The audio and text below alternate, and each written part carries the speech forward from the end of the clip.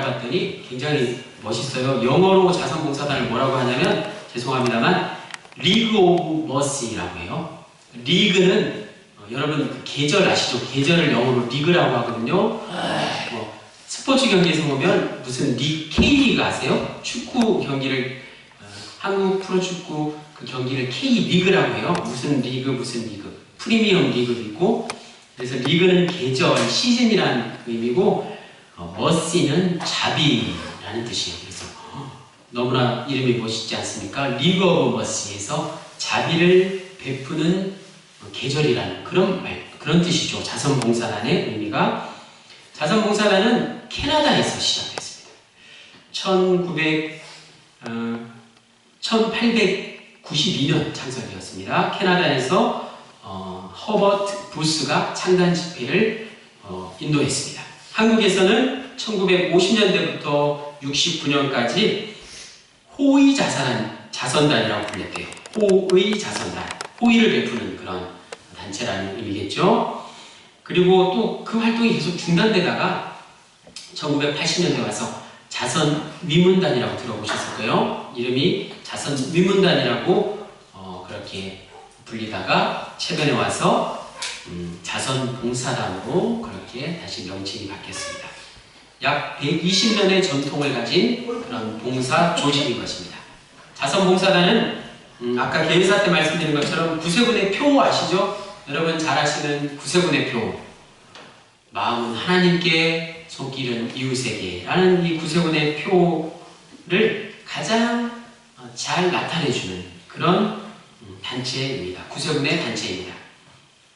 그래서 구세군 자선봉사단의 목표는 무능력한 사람과 또 질병에 시달리고 있는 사람, 또 새로운 환경, 어려운 주변 환경으로 인해서 외로움과 소외감으로 상처받고 있는 사람, 또 병원에 입원한 사람, 그리고 어떤 요양시설에서 도움을 받는 사람들에게 다가가서 그들에게 물질적인 도움뿐만 아니라 더 중요한 정신적인 그런 위로와 평안을 안겨주는 그런 하나님의 사랑을 전하는 단체, 무엇보다도 그들의 영혼을 구원하여 희망을 안겨주는 것이 자선봉사단의 목적이자 목표인 것입니다. 그러므로 이런 봉사를 형식적으로 마지못해 1년에 한 번, 몇 차례만 하는 것이 아니라 매월, 매주 정기적으로 그들을 방문하고 활동을 하게 되어 있습니다. 그래서 이 자선봉사단 활동이 그렇게 만만치 않는 이유이죠. 그래서 자선봉사단이 창단돼서 그 이름만 가지고 있는 것이 아니라 실질적으로 우리 영혼에서도 가정단을 통해서 이런 활동을 할 수 있습니다. 아직까지 우리가 자선봉사단이 창단이 되지는 않았지만 가정단의 그런 섬김과 봉사 활동을 통해서 자선봉사단의 그 목적에 맞는 활동을 할 수 있다는 말씀입니다. 자선봉사단은 마태복음 25장 40절 말씀, 내 형제 중에 지극히 작은 자 하나에게 한 것이 곧 내게 한 것이니라 라는 주님의 말씀, 예수님의 말씀을 그 표로 삼고 활동하고 있습니다. 특별히 사도 바울은 오늘 로마서 본문 말씀을 통해서 하나님께 드리는 삶에 대해서 우리에게 말씀하고 있습니다. 하나님의 자비하심으로 구원을 받은 우리들은 하나님의 은혜에 보답하는 심정으로 하나님께 드리는 삶을 살아야 마땅한 것입니다. 우리의 몸도 하나님께 드리고 우리의 마음도 하나님께 드리고 우리의 뜻, 의지까지 하나님께 드림으로써 하나님 아버지를 기쁘시게 하고 하나님 아버지를 영화롭게 하는 삶을 살아야 할 것입니다. 이어서 사도 바울은 우리에게 섬김의 삶에 대해서 말씀해 주고 있습니다. 하나님께 드리는 삶은 단순한 생각이나 무의미한 말로서 되어지는 것이 아닙니다. 가장 실제적인 섬김의 삶으로 나타나요. 그래서 사도 바울은 오늘 본문을 통해서 우리에게 아름다운 섬김의 삶에 대해서 말씀해 주고 있는 것입니다. 우리가 어떻게 하면 사도 바울의 말처럼 그런 섬김의 삶을 살아갈 수 있을까요? 어떠한 자세로 하나님과 이웃을 섬겨야 할까요? 정답은 하나님께 하듯이 늘 겸손한 자세로 이웃을 섬겨야 하는 것입니다. 우리 자신에게 맡겨진 사명에 충성을 다할 때 그것이 바로 바른 섬김인 것입니다. 그리고 사랑하면서 서로 협력할 때에 이 모든 일을 행하는 가운데 우리 모두의 삶이 언제나 아름다운 섬김의 삶이 될 것입니다. 첫 번째, 섬김의 사람. 그래서 이러한 삶을 살아가는 섬김의 사람은 언제나 섬김의 자리에 있습니다. 우리 곁에 주위에 보면 언제나 이런 섬김의 삶을 자발적으로 그렇게 언제나 있어야 할 곳 그 자리에 항상 그 자리에서 섬기는 삶을 살아가시는 분들이 있습니다. 본문 3절에 내게 주신 은혜로 말미암아 너희 각 사람에게 말하노니 마땅히 생각할 그 이상의 생각을 품지 말고 오직 하나님께 각 사람에게 나눠주신 믿음의 분량대로 지혜롭게 생각하라 라고 말씀하고 있습니다. 사도 바울은 여기서 섬김의 한 본을 우리에게 보여주고 있습니다. 사도 바울은 바로 예수 그리스도의 사도가 된 것입니다. 따라서 그는 얼마든지 로마 성도들을 향해서 자신의 사도된 권위를 가지고 명령할 수도 있었을 것입니다. 그런데 사도 바울은 그렇게 하지 않았습니다. 그는 자신이 예수 그리스도의 사도가 된 것도 오직 하나님의 은혜였음을 고백하고 있습니다.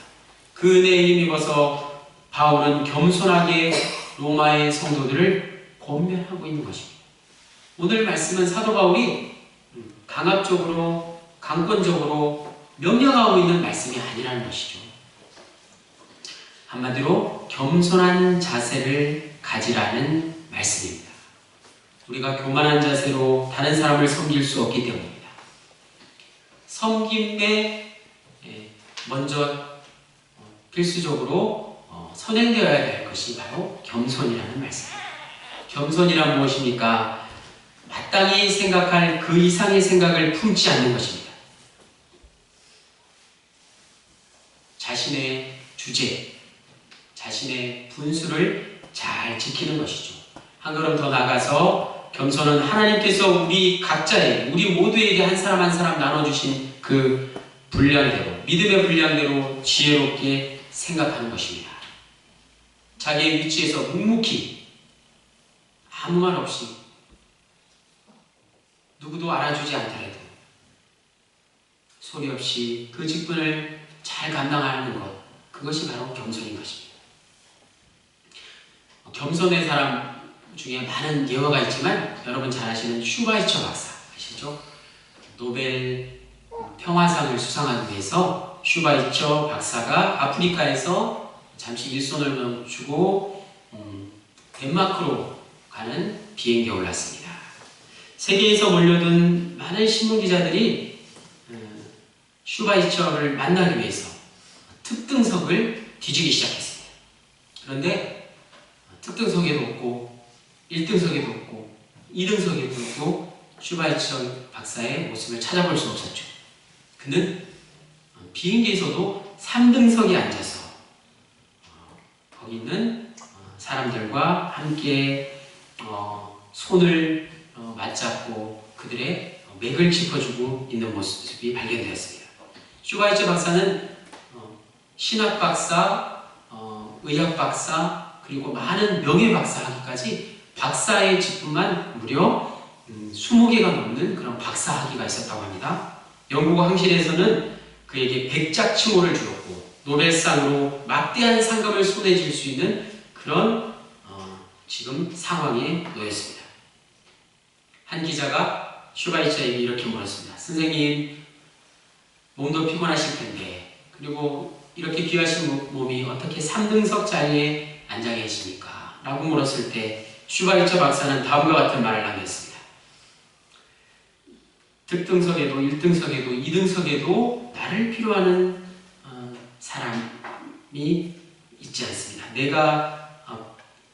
나를 필요로 하는 사람들은 이 3등석에 가장 많이 있기 때문에 나는 내가 즐길 곳을 찾지 않고 나를 필요로 하는 곳을 찾아다닙니다.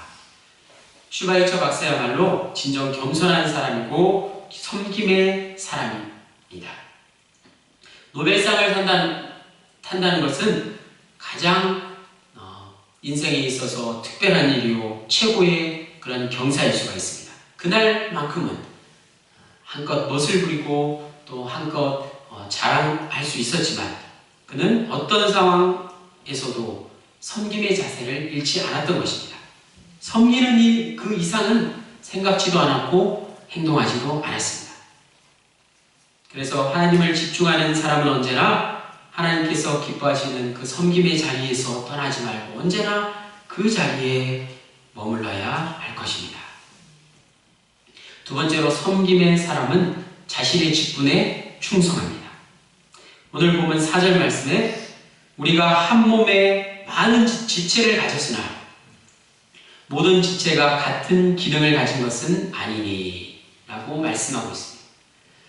우리 몸에 많은 그런 지체들이 있습니다. 흔히들 사지백제라는 말이 있는데요. 사지백제란 말은 온 몸을 뜻하는 그런 한자성어입니다. 많은 지체가 있지만 그 어느 것 하나도 소홀히 생각할 수 없는 것입니다. 그 나름대로의 역할과 기능이 있기 때문에 우리 몸에 그런 또 많은 예화가 있는데 우리 몸은 참으로 신묘막측한 그런 신기하고 오묘한 그런 생명체입니다. 감히 헤아릴 수도 없을 정도로 정말 신기하고 오묘한 우리의 몸인 것입니다. 그래서 많은 의학자들은 이렇게 얘기합니다. 평균 체중을 지닌 성인이라면 하루 24시간 동안 우리의 몸속에서는 다음과 같은 일이 일어난다고 합니다. 여러분, 심장이 하루에 몇 번 뛰는지 아십니까? 심장이 24시간을 기준으로 무려 103,690번 가량 뛴다고 합니다. 10만 번. 10만 번이라는 숫자 여러분 상상이 되세요? 심장이 10만 번 하루 동안에 24시간에 그렇게 뛰고 있는 것이죠. 더 신기한 건 피. 우리 몸에 또 가장 소중한 것이 피인데요. 피는 혈관을 타고 어떻게 읽어야 되지? 1억 6,800마일 영어 외국의 마일이라는 단어를 많이 쓰는데 이걸 킬로미터로 환산하면 2억 7천 킬로미터를 하루 24시간 동안 피가 그렇게 흘러가고 있다고 합니다. 엄청난 거리이지 않습니까? 2억 7천 킬로미터 2억 7천 킬로미터를 하루에 피가 우리 몸을 이렇게 흘러가는 거리라고요. 또 우리는 23,000번가량의 숨을 쉬고 호흡을 하고 750개의 근육이 이렇게 움직이며 그렇게 활동을 하고 있습니다. 그리고 머리카락은 하루에 0.4mm 정도가 자라난다고 합니다. 그 중에서 또 신기한 것은 머릿속에 있는 뇌세포가 무려 700개나 된다고 하네요. 뇌세포의 수가 700개나 돼요. 그래서 생각을 많이 하시고 뇌를 많이 사용하시는 분은 그 수가 더 많다고 합니다. 뇌세포 수가 더 많다고 해요. 그리고 폐활량은 3000cc 정도가 된다고 합니다. 우리가 숨을 들이마시고 내뿜고 하는 그 양이 하루에 3000cc나 된다고 해요. 자동차, 고급 승용차가 3000cc거든요. 고급 승용차를 능가하는 그런 폐활량인 것입니다. 또 심장의 무게는 심장이 한 300g 정도밖에 되지 않는데 그 작은 심장이 단 한 차례도 쉬지 않고 그렇게 묵묵히 계속해서 일을 해주는 덕분에 여러분 심장이 잠시라도 멈춰있는 순간이 있습니까? 심장이 계속 이렇게 꿈틀거리고 있죠. 그 덕분에 우리는 오늘 또 살아갈 수 있는 것입니다. 이런 혈액과 또 심장과 뼈와 피부와 신체에 있는 모든 조직들 어느 한 군데도 소홀히 여길 게 없습니다. 우리 자신이 스스로 깨닫든지 깨닫지 못하든지 간에 우리 몸은 이렇게 쉴 새 없이 각자의 맡은 바위를 묵묵히 아무도 모르지만 아무도 칭찬해주지 않지만 자신의 일을 감당하고 있는 것이죠. 그리고 우리 자신이 모르는 사이에도 많은 바이러스들, 질병들이 우리의 몸속에 침투하는데 우리가 잘 아는 그런 바이러스가 있는 반면 감기와 같은 우리도 모르는 그런 많은 질병들이 우리 몸속에 들어오지만 그때에 우리 몸의 지체들은 서로 연합하여서 그 질병과 맞서 싸워서 스스로 치유되고 있다는 사실, 우리 몸을 잘 유지하며 관리하고 있다는 사실 여러분 알고 계시죠? 이러한 사실들을 생각할 때 우리는 똑같이 생각할 때 이 교회 공동체 안에서 우리의 주어진 삶에 감사하며 여러분 한 사람 한 사람 맡은 바 직분에 충성할 때 우리 이 교회 연합체가 오늘도 생명력 있게 그렇게 살아갈 수 있는 것입니다. 오늘 본문을 기록한 사도 바울은 부활장이라고 일컬어지는데요. 고린도전서 15장 말씀에 이렇게 고백하고 있습니다. 고린도전서 15장 9절 사도들 가운데 지극히 작은 자라고 스스로를 낮춰서 말했습니다. 다시 말해서 자기는 1달란트 받았던 사도에 불과하다는 말씀입니다. 5달란트, 2달란트, 1달란트 받은 종이 있었죠. 그 중에 자신은 1달란트 받은 종이에 불과했다는 고백이었습니다. 그러나 그는 그것에 개의치 않고 최선을 다하고 충성을 다해서 고린도전서 15장 10절에 이렇게 고백하고 있습니다. 자기는 모든 사도들보다 더 많이 수고하고 더 많이 일했다고 떳떳하게 고백할 수 있었습니다. 물론 그것도 하나님의 은혜였고 또 모든 것이 나의 나된 것은 다 하나님의 은혜라고 겸손하게 고백하고 있습니다. 하나님께서 우리에게 여러분 각자에게 어떤 믿음의 분량을 맡기셨든지 나는 믿음이 작아서 그 일을 감당할 수 없습니다. 또 나는 믿음이 조금 저 사람보다 더 큰데 왜 이런 일을 나에게 맡기시나요? 그런 게 아니라 같은 어떤 믿음의 분량이든 간에 우리는 각자 맡은 직분에 묵묵히 최선을 다하면 되는 것입니다. 우리도 하나님께서 우리에게 어떤 직분을 주셨던 간에 감사한 마음으로 최선을 다해서 우리 몸속에 있는 이 지체들처럼 그리고 사도 바울의 고백과 같이 묵묵히 누가 알아주지 않더라도 그렇게 충성할 수 있기를 바랍니다. 결국에는 하늘에 계신 하나님께서 지켜보시고 여러분 모두에게 생명의 면류관으로 축복해 주실 줄 믿습니다. 마지막 섬김의 사람은 서로 협력하며 일합니다. 본문 5절에 우리 함께 본문 5절 말씀을 같이 읽겠습니다. 오늘 본문 로마서 12장 5절 말씀을 한 목소리로 같이 읽겠습니다. 시작.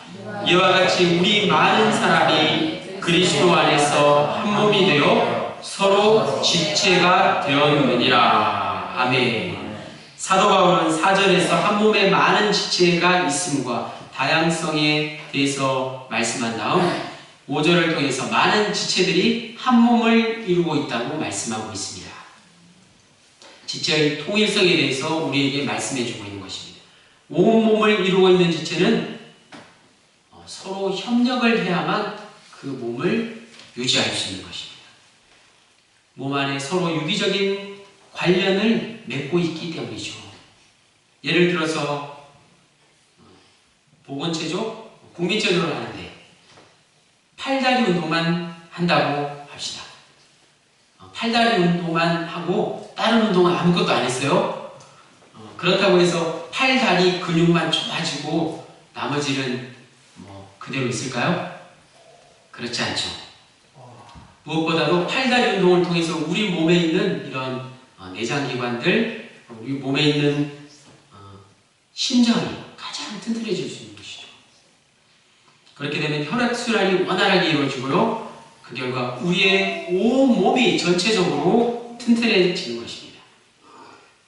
이와 같이 우리 몸속에 있는 지체들은 서로 협력할 때 서로 협력하면서 서로를 아껴주고 유기적으로 연관을 맺기 때문에 지체가 몸을 벗어나면 안 되는 것입니다. 이 지체는 항상 몸속에 붙어 있어야 하는 것입니다. 그래야만 지체는 그 기능을 발휘할 수 있습니다. 우리 몸의 지체 가운데 어느 것 하나가 내 몸이 마음에 들지 않는다고 해서 몸에 다른 지체가 마음에 들지 않는다고 해서 이 몸을 떠나갔을 때 그 지체는 한순간도 살 수 없는 것이죠. 그 기능을 발휘할 수 없습니다.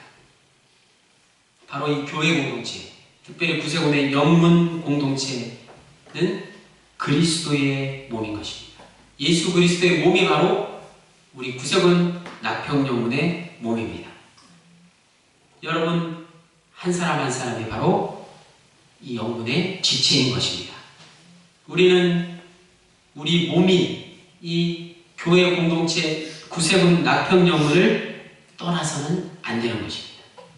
항상 이 공동체 안에 착 달라붙어서 이 안에서 서로 살아갈 때 서로 지체들 간에 서로 협력하고 서로 유기적으로 관계를 맺으며 살아갈 수 있는 것입니다. 그럴 때에만 각자 맡아진 그 기능, 그 여러분들의 은사들이 개발되고 제대로 발휘되어지는 것입니다. 오늘 자선봉사단 주일을 맞이해서 자선봉사단의 그런 위치에 대해서 한번 생각해 보는데요. 마지막 결론 말씀으로 자선봉사단은 가정단에 비해서 그 규모도 미약하고 어떻게 보면 잘 그 활동이 미약할 수 있습니다. 아까 말씀드린 것처럼 이것은 자선봉사단의 그 역할이 마치 영화 속에 나오는 조연배우와 같다는 말씀이죠. 주연은 가정단이 하고 있어요. 가정단이 모든 활동을 다 하고 있죠. 자선봉사단은 조연에 불과합니다. 많은 사람들 앞에서 화려하지도 않고 멋있지도 않고 규모도 크지 않고 모두가 또 좋아하지 않아요. 이 활동을. 그러나 아까 말씀드린 것처럼 묵묵히 희생하고 협력할 때 이 교회 공동체가 더욱더 하나님께 영광 돌리며 하나님의 은혜를 받게 될 줄로 믿습니다. 우리 영문에서도 마찬가지입니다. 늘 조연의 역할을 감당하시는 분들이 많이 계십니다. 식당에서, 그렇죠? 보이지 않는 곳에서 알게 모르게, 아무도 모르게, 정말 아무도 모르게, 다른 사람이 모르게 오직 하나님 한 분만 아시는 손길이 있습니다. 자신을 희생하며 묵묵히 협력하는 사람들이 있습니다. 자신은 마음에 들지 않지만 이 공동체를 위해서 희생하며 이 공동체에 협력하는 많은 분들이 계십니다. 그들이 있기에 이 교회 공동체가, 이 영혼 공동체가 아름답게 이루어질 수 있는 것입니다. 하나님은 그들의 섬김을 보배롭게 여기시고 그들에게 놀라운 상을 준비하고 계시다는 사실입니다. 당장은 눈에 보이지 않지만 화려한 조명을 받지 못하지만 그들에게는 주연 못지않은 영광의 면류관이 예비되어 있는 것입니다. 사랑하는 군우 여러분, 자선봉사단 주일을 맞이하여서 다시 한번 예수님께서 자신의 몸을 버려 십자가에 피 흘려 돌아가신 그 은혜, 우리를 위해 섬김의 삶을 사신 그 은혜를 생각하시면서 우리도 예수님의 제자로서 아름다운 섬김의 삶을 살아야 할 것을 다짐하는 시간 되시기 바랍니다. 하나님께서 여러분 각자에게 나눠주신 믿음의 분량이 분명히 있습니다. 하나님께서 우리에게 어떠한 직분을 맡겨주셨든지 간에 이 직분에 최선을 다하며 충성해야 할 것입니다. 작은 것 하나라도 소홀히 여기지 말고 최선을 다합시다. 우리는 예수 그리스도 안에서 한 피바다 한 몸이는 형제요 자매됩니다. 서로를 아껴주면서 아까 당신은 사랑받고 있습니다 고백하시면서 서로를 안아주셨던 것처럼 기쁨으로 섬기며 사랑하는 저와 여러분 모두가 되시기를 간절히 축원합니다. 할렐루야. 사랑의 하나님 감사합니다. 자선봉사단 주일을 맞이하여